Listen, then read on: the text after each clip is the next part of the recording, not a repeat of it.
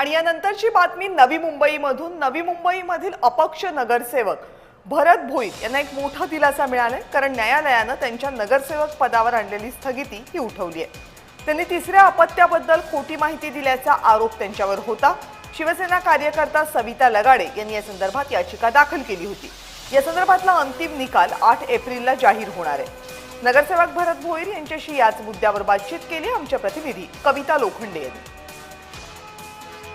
गेल्या काही दिवसापूर्वी अपक्ष नगरसेवक भरत भोईर यांच्यावरती नगरसेवक स्थगितीचा आदेश देण्यात आला होता।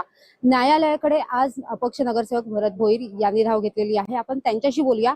सर, काय सांगाल, गेल्या आठवड्यामध्ये जे आहे ते नगरसेवक पदावरती स्थगिती आणली होती, जन्म प्रमाणपत्र फेरफार या संदर्भात आरोप लावण्यात आले होते, काय प्रतिक्रिया व्यक्त कराल? माझ्यावर कोर्टामध्ये आरोप करण्यात आला होता का 3 मुलांची 3 अपत्यांची माहिती भरत भोईर यांनी लपवली।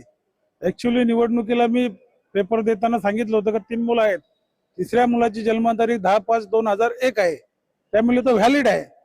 आणि सुरेश कुलकर्णी यांनी त्याच्या मुलांनी माझ्यावर हायकोर्टामध्ये दावा दाखल केला होता।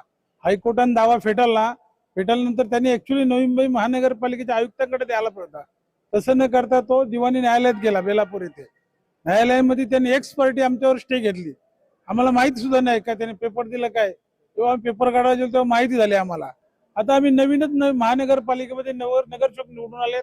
इथं विनाकारण एक साधे गोष्टीला 1-1 तास भांडतात, तिथे कारण काहीच नाही, क्षुल्लक कारणच काहीच नाही।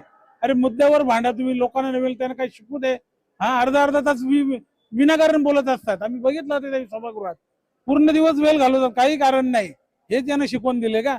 अशी ती गोष्ट समाज काय शिकणार? पुढचे येणारे नगरसेवकांना काय शिकवण भेटणार आहे?